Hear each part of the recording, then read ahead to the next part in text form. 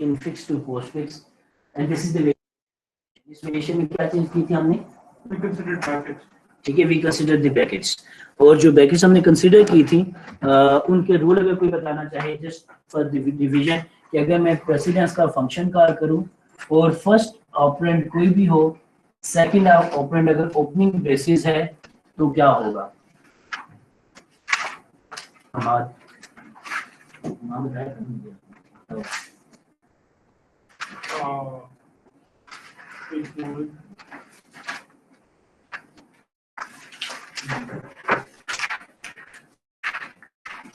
ये डिवाइस पहले किया करें, ये रेडी कर लेते हैं ना, ये सुनाओ आप क्या कहते हैं? मेरी क्या एनालिसिस थी इसकी? मैग्नेट, तो मैग्नेट की तरह अगर ओपनिंग ब्रैकेट है और बाकी जो ऑपरेंड्स है वो कैसे हैं? एनालिसिस को दोबारा रिवाइज कर लेते हैं कि जो बाकी सिंबल्स हैं वो किस तरह से। मैंने कहा था कि जो बाकी ऑपरेटर्स हैं, ओपनिंग ब्रैकेट है मैग्नेट, और जो बाकी ऑपरेटर्स हैं वो सारे के सारे हैं स्टील बटन, ठीक है, वो स्टील यानी वो चीजें, मेटल चीजें जो कि अट्रैक्ट होती हैं मैग्नेट से। ठीक हो गया। फिर इस एनालॉजी में हमने ऐड किया था कि जो स्टैक होता है, stack is a fix thing, है जिसमें कुछ डाल देंगे तो अनलेस कि मैं स्टैक से कहूंगा मुझे चीज बाहर चाहिए, स्टैक उस चीज को बाहर निकालना, तो हमने पॉप का फंक्शन कॉल करना है जब भी करना। ठीक हो गया। तो अगर ये प्रेसिडेंस के फंक्शन में पहला जो parameter that is any operator, लेकिन जो नया सिंबल स्ट्रिंग में से रीड हो गया है सेकंड पैरामीटर वो होता है। ये तो पता है कि प्रेसिडेंस का फंक्शन कहाँ पे कॉल करें? जहां पे कोई चीज स्टैक के टॉप पे पड़ी है। अगर आप यहाँ देखें वाइल में स्टैक के टॉप को हमेशा हमने कंपेयर करना होता है नए सिंबल से, तो नया सिंबल यहाँ पे हमारे पास ओपनिंग ब्रैकेट और स्टैक के टॉप पे पड़ा हुआ कोई भी ऑपरेटर जी, हाँ एनी प्रायर ऑपरेटर जो कि स्ट्रिंग में पहले आया था, किसी वजह से मैंने उसको स्टैक पे डाल दिया था। स्टैक पे डालने के रूल्स हमने कल देख लिए थे।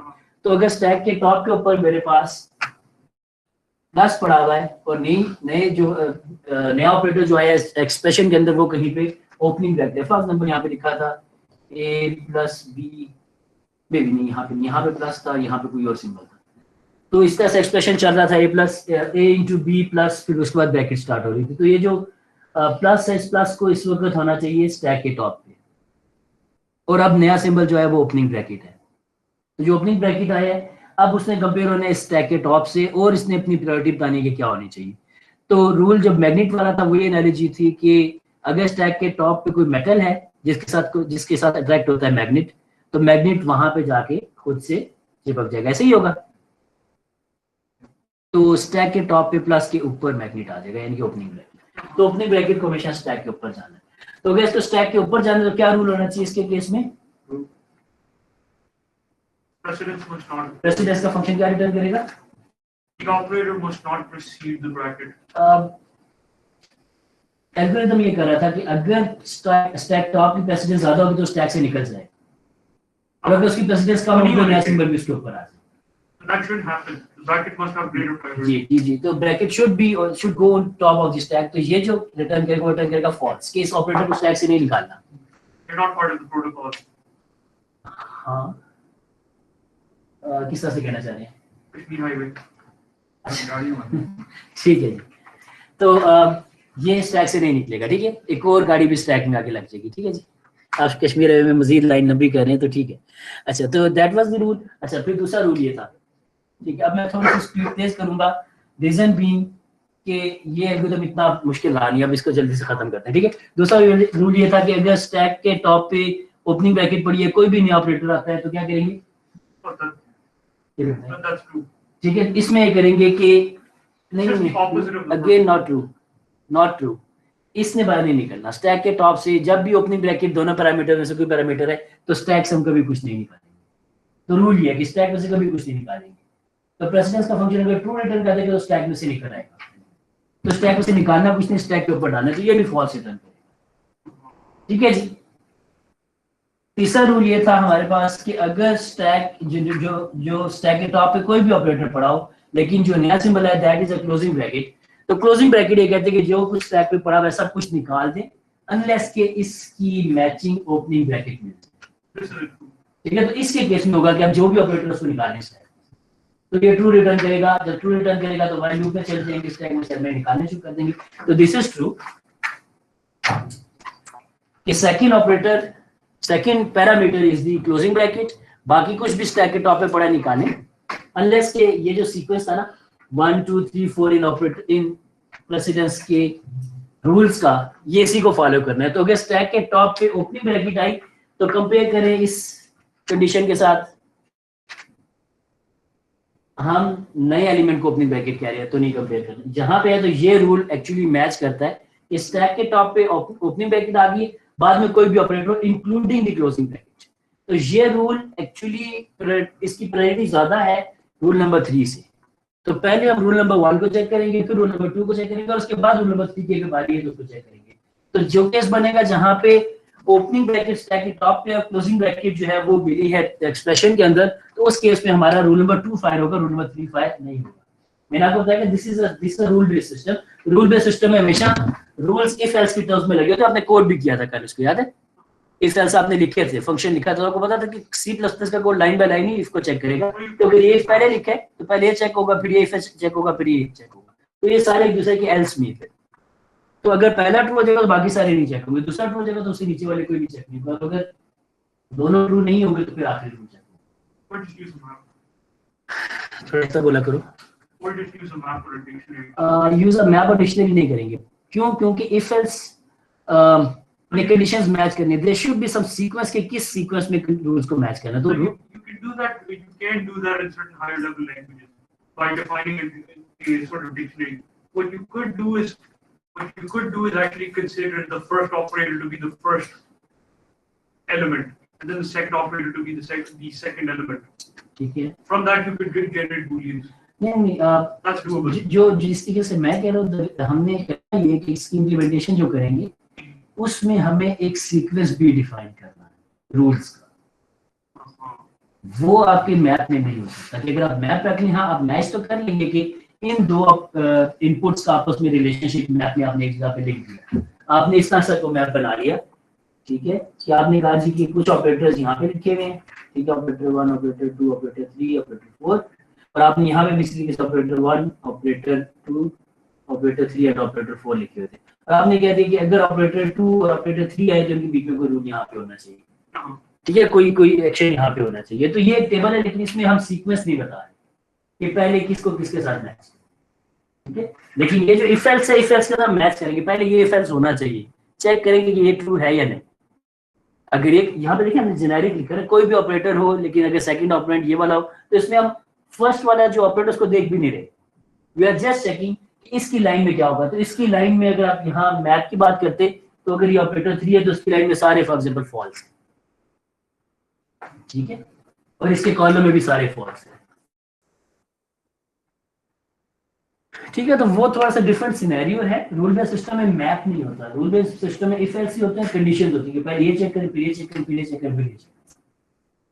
अगर और अभी इनफैक्ट आपके असाइनमेंट 3 में भी आप ऐसे ही देखेंगे, आपका एक रूल बेस्ड सिस्टम ही होगा इवेंचुअली, जो क्या होता है कि पहले ये चेक करें, अगर ये कंडीशन मीट कर गई तो दैट्स इट, आपका काम खत्म हो गया। अगर नहीं मीट की तो फिर दूसरी कंडीशन चेक करें, वो मीट नहीं की तो तीसरी कंडीशन चेक करें, अदरवाइज पहली दूसरी पे आपका आंसर आ गया तो आप वहीं पे टर्मिनेट कर जाएंगे। That's the basics of rule based system के you keep checking the rules in a sequence, and if you find some rule that is fighting against the current situation तो आप उस पे स्टॉप कर देंगे कि बस ठीक हो गया, मुझे मेरा रिजल्ट मिल गया, ठीक है। ये रूल बेस्ड सिस्टम की पूरी एक अलग टॉपिक आप एआई के कोर्स में पढ़ेंगे बड़ी डिटेल में भी, लेकिन जो बेसिक रूल है वो ये है कि हमने कुछ रूल्स लिखे हुए, उनका सीक्वेंस भी, और उस सीक्वेंस में हम चेक करेंगे, जहां पे कोई रूल फायर हो गया हम स्टॉप कर देंगे। that's why I'm mentioning it. इसमें सीक्वेंस कैसे लगाएंगे मैप में? Well, here's the thing. If you consider, okay, if you're discussing rules within rules, then that's a different story. But if we're considering just a single level of rules, so the first example, any arbitrary operator paired with a left bracket. I mean, if our matrix is sufficiently defined, it will always yield false, because we are the ones defining the rules in that shape. नहीं, लेकिन for example, these two rules, they are overlapping, right? These two rules, because no, they're not. if we have this opening the bracket, first and the second cannot overlap. Both the operators can be opening brackets. that context, then you have to define the individual तो coordinate. The point is कि हमें actually फिर भी ये देखना है कि हम किस कंडीशन के साथ चेक कर रहे हैं अपने दूसरे ठीक है इनपुट को, ठीक है। थोड़ा सा इसमें है ये एम्बिगुअस है, इसमें clarity No, it's not, 100% sir. नहीं। It's absolutely clear. अच्छा I mean, if you on that matrix, if you would obviously you're going to have some row dedicated to the left bracket and some column dedicated to the right bracket. Mhm. And at their intersection, consider which behavior has the greatest priority. अच्छा, फिर यहाँ पे इस तरह से देखें ना, for example यही वाले ऑपरेटर में कह रहे हो पहले ये वाला चेक करें, Mhm. ठीक है। तो आप ये कह रहे हो कि अगर मैं रूल डिफाइन कर दूं कि ये ओपनिंग ब्रैकेट को पहले मैच करना है, ठीक है, इट मींस कि आप इस मैप के ऊपर भी एक रूल डिफाइन कर रहे हो। आप रूल से ये डिफाइन कर रहे हो कि मैं इन ऑपरेटर्स को टॉप से बॉटम मैच करना शुरू करूंगा। This is the first operator, this is the second parameter, first parameter is ये जो कॉलम में लिखा हुआ है और ये जो सेकंड पैरामीटर है इस तरह से लिखा हुआ है, ठीक है। और आप ये कह रहे हो कि इस सीक्वेंस में देखें कि अगर ओपनिंग ब्रैकेट पहले आती है तो पहले आप यहाँ से मैच करें, उसके बाद दूसरी साइड पे मैच करें, मे बी। लेकिन again on top of the map you have defined a rule कि मैं इसको चेक करने की भी एक सीक्वेंस रखूंगा। तो again there is the sequence जिसको हमने फॉलो करना है, ऐसे ही होगा ना। इवेंचुअली जो आप सॉल्यूशन बता रहे हैं उसमें भी आप कह रहे हैं कि अगर इस कंडीशन के अंदर, इस एल्गोरिथम के अंदर मेरे पास हमेशा मेरा पहला ऑपरेंड मैं पहले चेक करूंगा, क्योंकि there is a special case कि जिसमें सेकंड ऑपरेंड वैसे तो बाकी सारे ऑपरेटर्स में प्रायोरिटी रखता है, लेकिन अगर फर्स्ट ऑपरेंड कोई एक स्पेसिफिक ऑपरेटर हो तो वहां पे मैं सेकंड को नहीं देखूंगा। तो there is some rule inside a rule, ऐसे ही है। उस केस में हमें इस मैप के ऊपर भी कंडीशन डालनी है, लेकिन जो कंडीशन आप कह रहे हैं कि पहले हम फर्स्ट पैरामीटर को चेक करेंगे, जब वो मैच करेंगे, for example this is the row for first parameter, उसके बाद हम देखेंगे इस रो में सेकंड पैरामीटर जो है वो क्या आया था, मैच करेंगे, ठीक है। उस केस में हमारा ये वाला रूल पहले फाइल हो जाएगा। लेकिन अगेन आप इस मैप के ऊपर भी एक कंडीशन डाल रहे हैं कि इसको चेक कैसे करेंगे, and that's not always the case in rule based. इस एल्गोरिथम स्पेसिफिकली ऐसे करने किसी और एल्गोरिथम में जहां पे रूल्स का कोई और प्रायोरिटी होगी, तो वहां पे हमें इसके अंदर फिर रूल चेंज करना पड़ेगा मैप के अंदर। तो एक्चुअली एसेंशियली आप जो मैप बता रहे हैं, मैप में हो ये रहा है एक्चुअली, अगर आप देखिए तो जो मैंने इस तरह से लिखे थे C++ में, एग्जैक्टली वही काम ये तरह से हो रहा है कि मैंने ये जो इफ एल्स है, this is one value inside this matrix, और इसने भी वन स्टेटमेंट में मुझे ट्रू या फॉल्स बता देना है, एक स्टेटमेंट में, जहां पे मुझे एक मेमोरी एक्सेस में ट्रू या फॉल्स मिल जाए, ठीक है। तो आप एक्चुअली इसी इफ एल्स का मैप यहाँ पे रख रहे हैं, प्लस इसके ऊपर एक और रूल डिफाइन करेंगे किस सीक्वेंस में कोड लिखा है। तो again that's the same thing हमने लिखा हुआ दूसरी तरह से है, लेकिन कहीं पे परफॉर्मेंस ऐड या डिक्रीज नहीं होगी, एक्सेप्ट आगे कोड का स्ट्रक्चर है। So there is no performance gain. There is no efficiency in saving all the true or false values in the map or writing it inside the code. ठीक है, लेकिन code में लिख देने से शायद आपको क्लियरली सामने नजर आ रहा है, कोड लंबा हो रहा है, दैट्स द ड्रॉबैक। लेकिन शायद इसका आप ये कह सकते हैं कि फायदा ये है कि आप इसको, फॉर एग्जांपल ये मैप बहुत बड़ा भी हो सकता था। No, I normally use maps whenever I'm trying to write rules. Maps are not maybe visible to you directly। कि आपने क्या किया था, आपने एक बार इनिशियलाइज किया टॉप पे, इसको इनिशियलाइज करना वुड बी डिफिकल्ट थिंग ना, दोबारा जहाँ पे इनिशियलाइज करेंगे वहाँ पे भी ये कोड लिखा होगा। Sure, but like for me Again. at least it varied from अच्छा experience. चलिए, जस्ट रैपिंग अप, ठीक है। इस डिस्कशन पे बाद में जाएंगे क्योंकि दोनों एक ही चीज प्रोड्यूस कर रहे हैं, तो उसके ऊपर मजीद क्या इस बात में जो कि एक ही रिजल्ट आ रहा है। लेकिन अब इस तरफ से आ जाएगी, अगर इसको आपने फिल करना तो कैसे फिल करेंगे? if else you have to write a function जिसमें if else लगे होंगे कि if this is the position in the matrix is कि first operator is this और second operator is this, तो मुझे यहाँ पे true लिखना है, तो if else लगा होगा ना वहाँ पे, तो you have to write this code कि जहाँ पे if else लगे। I normally initialization में लिखिए, I define rules by hand.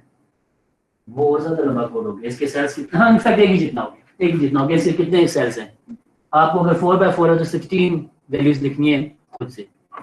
आप बाय हैंड क्या हो कि अलग से एक एरे बना के इनिशियलाइज कर देते हो। Very bad practice of programming, ना करना ही था। चलिए ठीक है, जस्ट रैपिंग अप, ठीक है, ये दोनों एक ही तरह से काम करेंगे, लेकिन दोनों के लिए कोड भी छोटा नहीं लिखना। एक के लिए इनिशियलाइजेशन में उतना बड़ा कोड लिख देना है, एक में डायरेक्टली लिख देना है। परफॉर्मेंस में भी ये भी वन स्टेटमेंट में रिजल्ट दे देगा, ये भी वन मेमोरी एक्सेस में रिजल्ट दे देगा। तो देयर इज नो कंपैरिजन कि ये बेहतर है या, मतलब there is no advantage of one approach two, ठीक है। तो this is just implementation define कि आप कैसे करना चाह रहे हैं, दोनों की इंप्लीमेंटेशन करते हुए भी आपको एक ही जितनी एफर्ट करनी पड़ेगी। ठीक है, इसमें रूल सेव हो गए हैं, उसमें रूल्स आपने डायरेक्टली लिखे हैं फंक्शन के अंदर, फंक्शन आप अलग से किसी रैपर में लिख सकते हैं और वो एक टेबल की तरह बिहेव कर सकते हैं। ठीक है जी, तो लेट्स मूव ऑन और देखते हैं कि हम इसको कैसे करेंगे। ठीक है जी, अब हम इस पे एग्जांपल रन करेंगे quickly.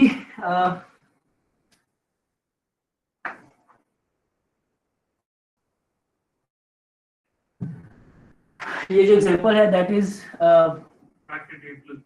Bracket a plus b bracket close and multiplied by c। ठीक है, दैट्स द इनपुट। तो आपने जब ड्राई रन करना है तो इस तरीके से टेबल बना लेना है, उसके बाद दैट्स द आउटपुट जो पोस्टफिक्स स्ट्रिंग बन रही है, और इसके बाद एंड पे हमारे पास स्टैक है। ये वही सेम टू सेम स्ट्रक्चर है जो कि हमने पिछले एपिसोड में भी रन किया था, यहाँ पे सिर्फ दो सिंबल्स ऐड हो गए। ठीक है जी, हम ब्रैकेट्स को यहाँ पे प्रोसेस करेंगे। तो सबसे पहले जब ब्रैकेट आई तो मैंने कहा था जी ब्रैकेट का इनफैक्ट कोड के थ्रू देखें तो this is an operator, while में ये स्टैक इज एम्प्टी, फॉल्स हो गए, बाहर आ गए, stack is empty, symbol is not closing bracket, तो स्टैक पे पुश कर। ठीक है, तो ये वही रूल है एक्चुअली सारे कोड में अगर देखें तो जो हमने एनालॉजी याद की है वो चल रही है। Opening bracket I goes on to the stack, नया सिंबल आया, it is an operand not an operator, directly string में चला जाएगा। तो हमने उसको प्रोसेस नहीं करना किसी के साथ, हमने ऑपरेटर्स को सिर्फ प्रोसेस करना है। अब आया प्लस। ठीक है जी, तो प्लस के साथ अगर आप कोड के अंदर देखें तो वाई के अंदर स्टैक इज नॉट एम्प्टी, जो स्टैक के टॉप है that is the opening bracket, उसकी प्रेसिडेंस हमेशा फॉल्स रिटर्न करेगा, यानी कि नया सिंबल भी स्टैक के ऊपर आ जाएगा। यहाँ पे नहीं जाएंगे आप वाइल के अंदर, you go outside into the else case, while के अंदर नहीं जा रहे, कंफ्यूजन है कोई। प्रेसिडेंस ऑफ स्टैक टॉप और सिंबल, जब स्टैक के टॉप पे ओपनिंग ब्रैकेट है या दोनों ऑपरेटर्स में से एक भी ऑपरेटर ओपनिंग ब्रैकेट है तो हमेशा ये फॉल्स रिटर्न करेगा। तो ये फॉल्स रिटर्न करेगा तो वाइल लूप में नहीं गए। ठीक है, वाइल लूप में नहीं गए, यहाँ आ गए। Stack is empty, stack is not empty. ठीक है जी, या symbol is not equal to, ये ट्रू हो गया तो यहाँ पे आ गया। ठीक है जी, तो ये प्लस तो यहाँ पे आगे इस कंडीशन में symbol is not closing bracket. ठीक है, क्योंकि यहाँ पे बीच में और है ना, तो यहाँ पे आगे। ठीक है जी, तो हमने प्लस को भी स्टैक के ऊपर पुश कर दिया, तो वही हुआ कि ओपनिंग ब्रैकेट ने स्टैक पे अट्रैक्ट कर लिया प्लस को। इसके बाद आया B, B is an operand, string में चला गया, स्टैक के टॉप पे अभी भी प्लस और ओपनिंग ब्रैकेट है। अब आया क्लोजिंग ब्रैकेट। तो अगर आप वैसे लॉजिकली सोचें तो यही था कि जो सब एक्सप्रेशन था बीच में a प्लस बी वाला, ये प्रोसेस हो चुका हुआ है, तो इसकी जो प्रायोरिटी बनती थी वो कंप्लीट हो जाना चाहिए। तो इनमें प्रायोरिटी क्या थी, प्लस ज्यादा प्रायोरिटी है, और प्लस जब ज्यादा प्रायोरिटी का है बाकी सारे आने वाले सिंबल से, तो इस एक्सप्रेशन में प्लस अब आ जाना चाहिए, क्योंकि इसके बाद जो कुछ आएगा वो प्लस से कम प्रायोरिटी है। पर पोस्ट इस एक्सप्रेशन में हमें पता है कि जो ऑपरेटर पहले अपीयर होता है वो पहले ही सॉल्व होता है। ठीक है, तो अब देखिए क्लोजिंग ब्रैकेट है, तो क्लोजिंग ब्रैकेट ने क्या किया, प्लस स्टैक टॉप पे था, क्लोजिंग ब्रैकेट जब दूसरा सिंबल होगा तो हमेशा ट्रू रिटर्न करना है। तो इस वाइल लूप के अंदर आगे टॉप से वाला सिंबल उसको स्ट्रिंग में डाल दिया, तो ये जो प्लस था स्ट्रिंग में चला गया, ये भी प्लस हो गया। उसके बाद दोबारा वाइल लूप में वापस आए, अब ओपनिंग ब्रैकेट टॉप पे आ गई है तो ये फॉल्स रिटर्न कर देगा, जब ये फॉल्स रिटर्न करेगा तो यहाँ पे आ जाएंगे स्टैक इज नॉट एम्प्टी। ठीक है, लेकिन the symbol, the new symbol is closing bracket, तो ये भी फॉल्स हो गया, एल्स में आ गया। क्या किया जी, स्टैक के टॉप पे से पॉप किया ओपनिंग ब्रैकेट को और रिमूव कर दिया। ये वाली कंडीशन सिर्फ ओपनिंग ब्रैकेट के रिमूव करने के लिए। ठीक है, तो स्टैक इज नाउ एम्प्टी। ठीक है, for this condition closing bracket ने स्टैक पे जितने ऑपरेटर्स पड़े थे जब तक ओपनिंग ब्रैकेट नहीं मिली सारे निकाले, स्ट्रिंग में डाले और ओपनिंग ब्रैकेट को स्टैक से निकाल दिया। इसके बाद आया मल्टीप्लाई, क्योंकि स्टैक एम्प्टी है, मल्टीप्लाई वेट के जब तक मुझे कोई और ऑपरेटर नहीं मिलता जिससे प्रेसिडेंस कंपेयर करनी है।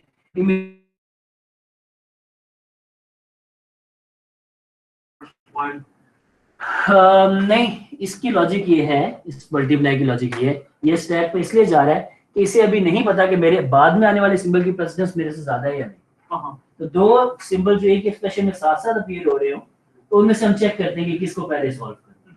तो मल्टीप्लाई स्टैक पे इसलिए वेट कर रहा है कि उसने भी, उसे पता ही नहीं कि बाद में कौन सा सिंबल आएगा। तो अगर कोई आया तो उससे कंपेयर करके डिसाइड करेगा कि उससे पहले स्ट्रिंग में जाना है या उसके बाद स्ट्रिंग में जाना है। तो इट्स वेटिंग। लेकिन अगर this is the last operator तो इवेंचुअली वो आखिर में लूप लगी जो कि सारे ऑपरेटर्स को निकाल के स्ट्रिंग में डाल देगी। लेकिन it has to wait until कैसे पता चल जाए कि I have the priority over the next symbol. सबको समझ आ गई लॉजिक? ठीक है जी। तो मल्टीप्लाई चला गया, वहां पे सी आया तो ए बी प्लस के ऊपर सी आ गया और मल्टीप्लाई अभी भी स्टैक में है। अब ये वाइल लूप जो बाहर टर्मिनेट होगी क्योंकि नया सिंबल कोई नहीं है इस लूप में। वाइल में stack is not empty, stack में से निकाला और स्ट्रिंग में डाला तो it would become A B plus C multiply. ठीक है जी। जी कुछ पूछे तो मामा? सर मैं पूछ रहा था कि जब टॉप सिंबल के अंदर आ गया हमारा क्लोजिंग ब्रैकेट ये वापस ऊपर जाएगा फिर?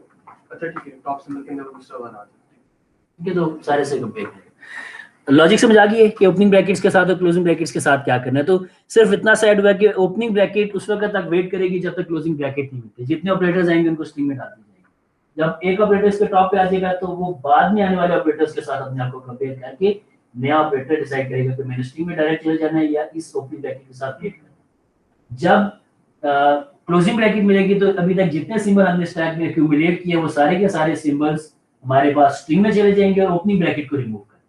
क्योंकि ये दोनों जो पेयर ऑफ ब्रैकेट्स था इन दोनों ने जिनको प्रायोरिटाइज करना था उन ऑपरेटर्स को प्रायोरिटाइज कर दिए, वो सारे स्ट्रिंग में चले गए। अब इन दोनों को रिमूव कर, ये दोनों एक्सप्रेशन में से रिमूव हो जाएंगे। बाकी आने वाला जो एक्सप्रेशन है वो एज इट इज आगे कंपेयर होता जाएगा। ठीक है जी। तो दैट्स द डायग्राम जो मैंने अभी किया। ठीक है, I hope there is no confusion. अच्छा जी, ये मैंने आपसे वैसे बड़ी डिटेल में डिस्कस कर लिया। मुझे इस स्लाइड पे मजीद टाइम स्पेंड करने की जरूरत नहीं है कि कब हमने क्या चीज़ पुश करनी है, क्यों पुश करनी है। मैंने सिर्फ रूल ने डिफाइन किया। मैंने एक्चुअली आपके साथ ये भी शेयर किया कि क्यों हमने स्टैक में डाला, क्यों हमने स्टैक से निकाला।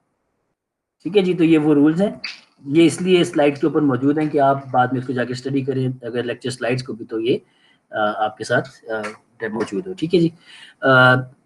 For practice you can solve this expression, कर सकते हैं, जल्दी से करें। मैं भी करूंगा, जो मेरे से पहले कर लेगा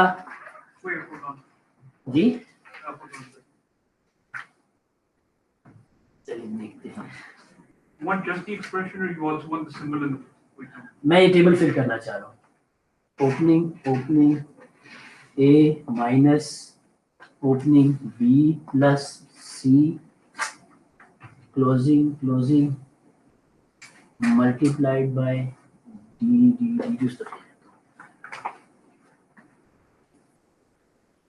multiply by d closing raised to power opening bracket e plus f closing bracket। ठीक है जी।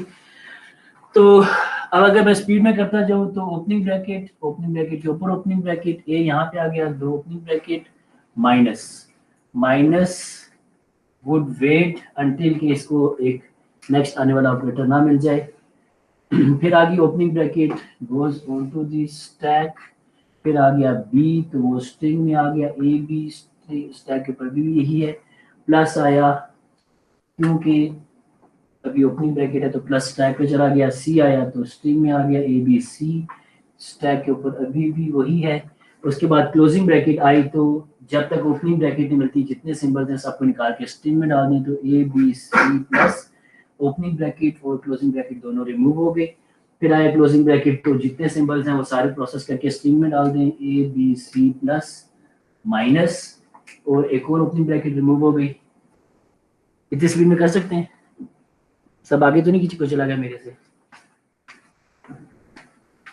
अच्छा भाई, तो ऐसा नहीं कि मैंने याद किया है, ऐसा बिल्कुल नहीं मैंने याद किया है, या भी अल्लाह की तरफ से याद हो गया तो बता दिए। लेकिन द पॉइंट इज कि मैं अभी वही रूल्स जो आपको बताया वही बात कर रहा हूँ।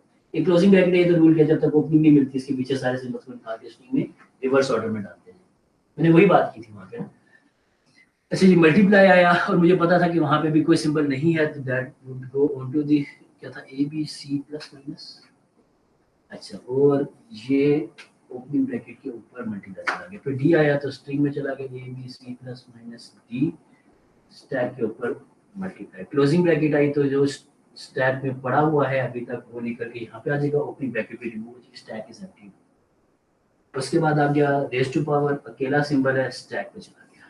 ए B C plus minus D multiply, उसके बाद ओपनिंग ब्रैकेट, तो ओपनिंग ब्रैकेट की वजह से वो स्टैक पे चली गई क्योंकि उसने स्टैक में से कुछ निकालना कभी नहीं होता।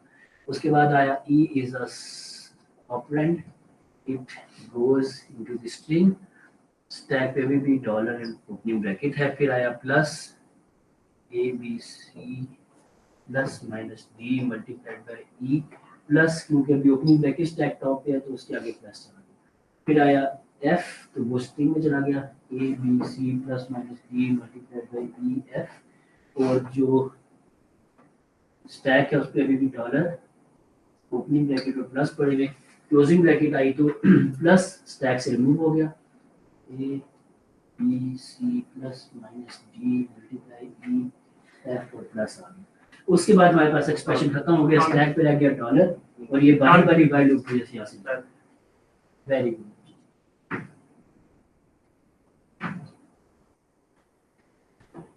ठीक है जी, और that's the output.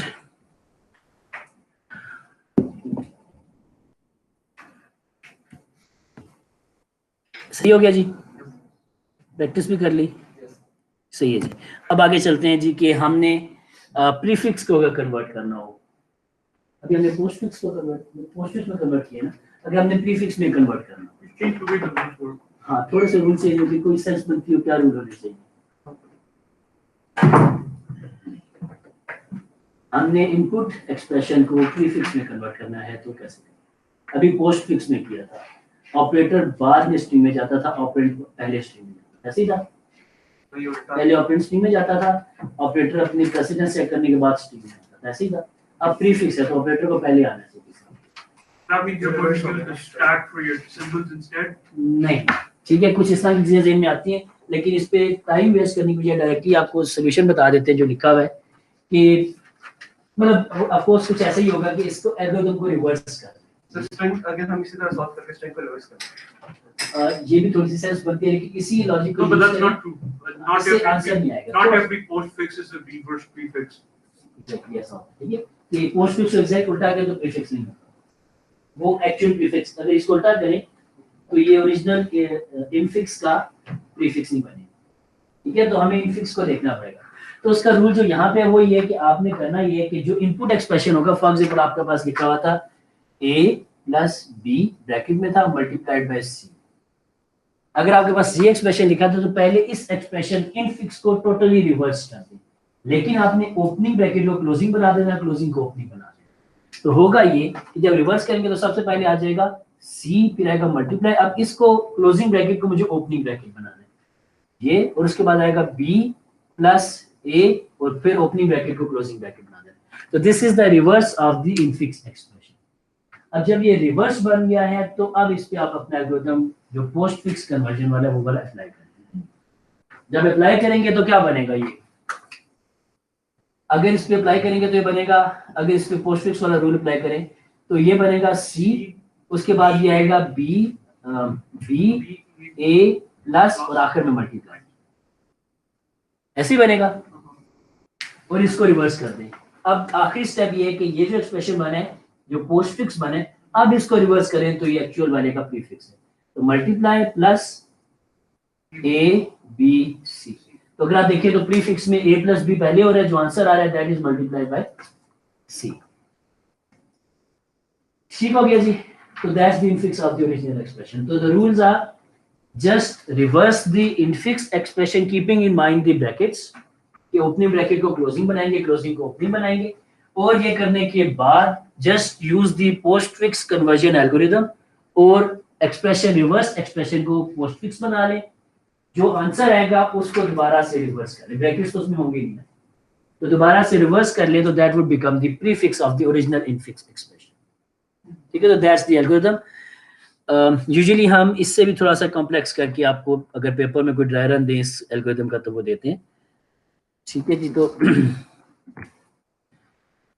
There are algorithm जो इनकी कुछ वेरिएशंस हैं और कुछ ज्यादा कंडीशंस हैंडल कर लेते हैं। देयर आर एल्गोरिथम्स जो कि दो डिफरेंट एल्गोरिथम्स को कंबाइन करके डायरेक्टली आपको इवैल्यूएशन करके दे देते हैं कि ये जो एक्सप्रेशन दिया था आपने दैट वाज एन एक्सप्रेशन इस एक्सप्रेशन में अगर आप मुझे वेरिएबल्स की वैल्यूज बता दें, ए की वैल्यू 5, बी की वैल्यू 6, सी की वैल्यू 7, तो मैं आपको आंसर एग्जैक्टली एक ही दफा बता दूं। तो now there is this algorithm to evaluate the postfix. तो हम दोनों एल्गोरिथम को मिक्स भी कर सकते हैं। देयर एग्जिस्ट एल्गोरिथम जो कि postfix conversion and then evaluation वाला ये जो एल्गोरिथम है, इन दोनों को मिक्स करके एक ही गो में आपको आंसर भी दे। यानी कि आप ये देखिए कि अगर आपके पास ये एक्सप्रेशन बन रहा था, तो जब आपको पता चल गया कि इस प्लस इस ए और बी के ऊपर ही अप्लाई होना है, तो आप सॉल्व करके आंसर ही क्यों नहीं सेव कर लेते?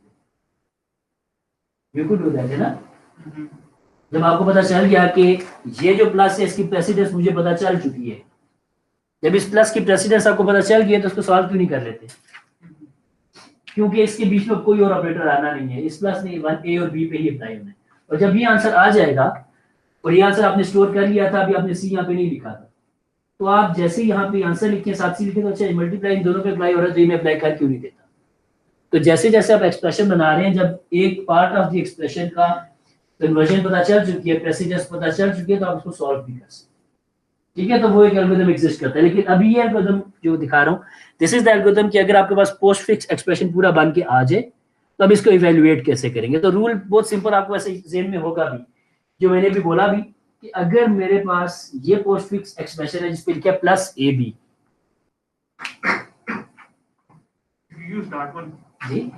तो ये तो प्रीफिक्स था, पोस्ट फिक्स होता। अगर पोस्ट फिक्स होता तो होता ए बी प्लस। ठीक है, तो क्या हो रहा होगा, आपको प्लस का वेट करना है, आप कुछ नहीं कर सकते जब तक आपको ऑपरेटर ना पता चले। ऐसे ही ऑपरेटर पता चलेगा तो फिर हम कहेंगे अच्छा क्या ऑपरेटर्स थे ना, तो you would wait until you find an operator in the expression. तो वेट कौन कौन वेट करेगा यहाँ पे? प्लस का, तो ऑपरेंड्स वेट करेंगे। यहाँ पे रिवर्स हो गया, ऑपरेंड्स वेट करते जाएंगे, जैसे कोई ऑपरेंड है तो उसको स्टैक पे डाल देंगे। ठीक है, लेट इट वेट। फिर दूसरा ऑपरेंड आएगा, उसको भी स्टैक पे डाल देंगे। जब पहला ऑपरेटर मिले, तो ऑपरेटर के अगेंस्ट दो ऑपरेंड्स को पॉप करें स्टैक में। स्टैक ऑपरेंड्स ही पड़े ना, तो जो इमीडिएट दो पहले ऑपरेटर्स है वही ऑपरेटर पे अप्लाई होते हैं। और क्योंकि आप बाइनरी एक्सप्रेशन कर रहे हैं, ठीक है, सारे ऑपरेटर्स बाइनरी। ठीक है, तो दो को पॉप करेंगे तो ए और बी पॉप हो जाएंगे। इस ऑपरेटर का रिजल्ट इन दोनों के साथ अप्लाई करके आंसर निकालें, और जो आंसर आएगा वी नो कि इधर this is the final answer of the complete expression, और ये एक सब पार्ट का आंसर। ऐसे ही यही हो सकता है ना, दो ही पॉसिबिलिटी, या तो टोटल एक्सप्रेशन का आंसर आ गया मेरे पास ना। दूसरा केस ये हो सकता है कि अभी एक्सप्रेशन और भी है सॉल्व होने वाला, लेकिन ये एक पार्ट का आंसर मेरे पास आ चुका है, सब एक्सप्रेशन। तो अगर सब एक्सप्रेशन का आंसर है, तो इसने दूसरों के साथ मिलकर कोई और रिजल्ट अभी कैलकुलेट करना है, तो इस आंसर को दोबारा पुश कर दें as an operand on to the stack. फिर कुछ और ऑपरेंड्स आएंगे, फिर एक ऑपरेटर आएगा, फिर वो दो ऑपरेंड्स को पॉप करेगा, उनके ऊपर अप्लाई होकर आंसर दोबारा स्टैक पे पुश करेगा। ठीक है, तो स्टैक पे सारे वैल्यूज होंगी, और जैसे जैसे कि ऑपरेटर आएगा, वो ऑपरेटर पिछली दो वैल्यूज के ऊपर अपना आंसर निकालेगा, और उसको दोबारा वैल्यू को आंसर को स्टैक पे डालेगा। और इवेंचुअली आखिर में जब आप लास्ट ऑपरेटर, फॉर एग्जांपल सारा एक्सप्रेशन सॉल्व हो गया, अब ये चीज रह गई थी, आप इसको अप्लाई करेंगे, आंसर उसी लॉजिक के मुताबिक दोबारा स्टैक पे डाल देंगे। नया सिंबल रीड करने वाला कोई नहीं होगा। स्टैक टॉप पे देखें, वहां पे ऊपर क्या हो रहा है, में एक नया सिंबल रीड होता है, नया सिंबल कोई नहीं रहा, एक्सप्रेशन खत्म हो गया, लूप से बाहर आ जाएंगे। ठीक है, यानी कि यहाँ पे एंड ऑफ इनपुट हो जाएगा, तो वाइल लूप से बाहर आ जाएंगे, तो this is the answer. Stack के टॉप पे सिर्फ एक वैल्यू पड़ी होनी चाहिए। अगर स्टैक पे एक से ज्यादा वैल्यूज पड़ी हुई है या कोई वैल्यू नहीं पड़ी, तो उसका मतलब ये है कि जो कन्वर्जन आपने की थी, या जो इनपुट इनफिक्स एक्सप्रेशन था, दैट वाज इनकरेक्ट। तो आपने वैलिडेट भी कर लिया कि यही एल्गोरिथम अगर बीच में कहीं पे एक ऑपरेटर मिलता है और उसके करस्पॉन्डिंग दो ऑपरेंड्स स्टैक पे नहीं मिलते हैं, तो इट मींस कि एक्सप्रेशन गलत। अगर ये सारा ठीक चल गया और आखिर में आपने स्टैक से पॉप करने लगे, तो वहां पे कोई वैल्यू नहीं पड़ी हुई है, यहाँ पे एक से ज्यादा वैल्यू पड़ी हुई है, that still is a condition कि आपका गलत एक्सप्रेशन था। दो वैल्यूज कैसे पड़ी हैं? ऑपरेटर्स कम थे, ऑपरेंड्स ज्यादा थे, तो ये वैलिडेट हो जाता है आपका एक्सप्रेशन जो आपने कन्वर्ट किया था कि वो गलत एक्सप्रेशन। ठीक है, वो यूजर ने गलत इनपुट दी थी। तो जी एल्गोरिथम इस काम में भी वर्क करता है कि आपको बता देता है कि इनपुट गलत थी या इनपुट ठीक थी। तो लॉजिक क्या है, अगर आप ऊपर से देखें, इसको मैं ड्राई रन कर देता हूँ, तो यहाँ पे ड्राई रन ऐसे हुआ है, मैं इसको डायरेक्टली दिखा वन बाय वन करके कर देता हूँ।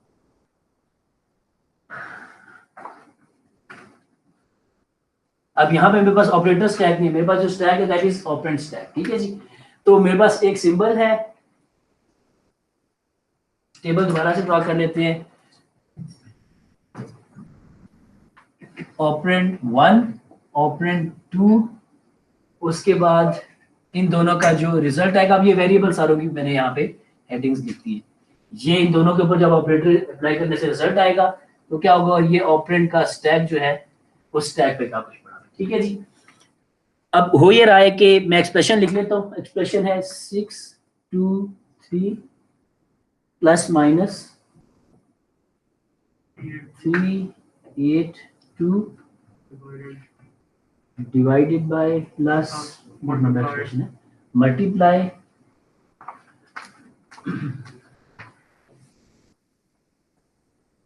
2 पावर 3 प्लस। ठीक है जी। Ironic that power is associated with the dollar.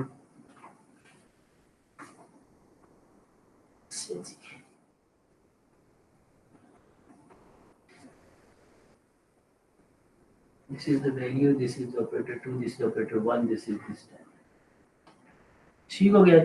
तो करना हमने ये है, जो एल्गोरिथम कह रहा है आपका, एल्गोरिथम ये कह रहा है कि जब तक इनपुट नहीं होती है एक सिंबल रीड किया, तो ये सिंबल 6 रीड किया, अगर ये ऑपरेंड है तो सिंपली स्टैक पे पुश हो जाएगा। अब ये रिवर्स हो गया, अदरवाइज कुछ प्रोसेसिंग होगी। तो 6 क्योंकि ऑपरेंड है स्टैक पे चला गया, 2 क्योंकि ऑपरेंड है स्टैक पे चला गया, 3 क्योंकि ऑपरेंड है स्टैक पे चला गया, तो 6 2 3 स्टैक पे चले गए। फिर आया plus. Now this is an operator, तो इस एल्स कंडीशन में पहली दफा है। तो उसमें किया क्या कि एक पॉप किया, दूसरा पॉप किया और फिर उसका रिजल्ट निकाल लिया। तो पॉप किया, जो पहला पॉप किया ये प्लस के केस में, जो पहला पॉप किया दैट इज 3, जो दूसरा पॉप किया दैट इज 2। ठीक है, सॉरी ठीक सर, जो पहला पॉप किया दैट इज ऑपरेंड 2, ऐसे ही होना चाहिए। जो पहला पॉप किया दैट इज ऑपरेंड 2, जो दूसरा पॉप किया दैट इज ऑपरेंड 1। हमने देखा था कि पोस्टफिक्स एक्सप्रेशन में जो टॉप पे पड़ा होता है वो सेकंड ऑपरेंड होता है। ठीक है, क्योंकि वो एक्सप्रेशन में राइट पे अपीयर हुआ था। तो ऑपरेंड 2 पहले पॉप होगा, ऑपरेंड 1 बाद में पॉप होगा। अब इन दोनों को अप्लाई किया तो 2 + 3 इज 5, तो 5 इज द वैल्यू। और उस वैल्यू के साथ क्या किया, push it on to the stack. तो हमारे पास आ गया जी 6 के ऊपर 5।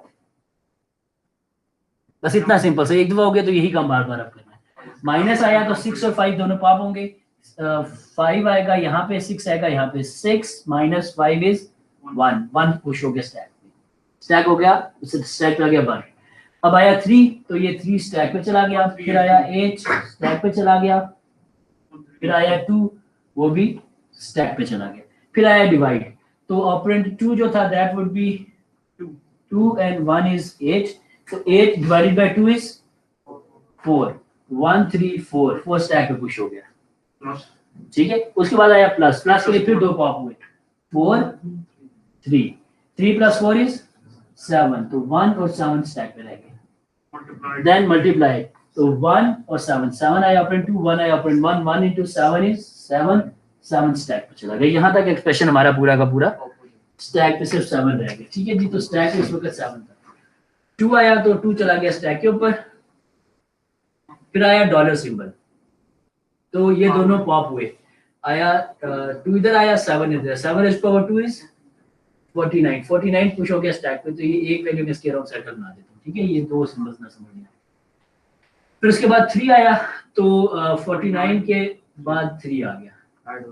फिर प्लस आया तो 49 यहाँ पे, सॉरी 3 या ऑपरेंड 2, 49 जो ऑपरेंड 1, 49 + 3 is 52, 52 दोबारा स्टैक पे पुश हो गया।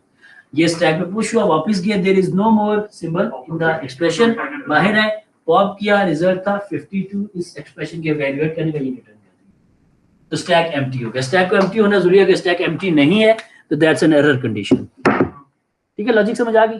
कोई मुश्किल नहीं, बहुत सिंपल एल्गोरिथम था ये। इसीलिए इस एल्गोरिथम को हम बीच में फिक्स कर सकते हैं, वो जो पोस्टफिक्स कन्वर्जन वाला एल्गोरिथम। तब ये 2 लाइंस ही तो है, ये 3 लाइंस। ठीक है जी, तो that's the answer, and here the lecture on application of stacks is complete. ठीक है जी, if you have any questions, I think हमने बहुत डिस्कशन किया साथ ना, तो there shouldn't be any questions, लेकिन in any case अगर कोई questions हैं तो आप बाद में पूछ सकते हैं। ठीक है जी।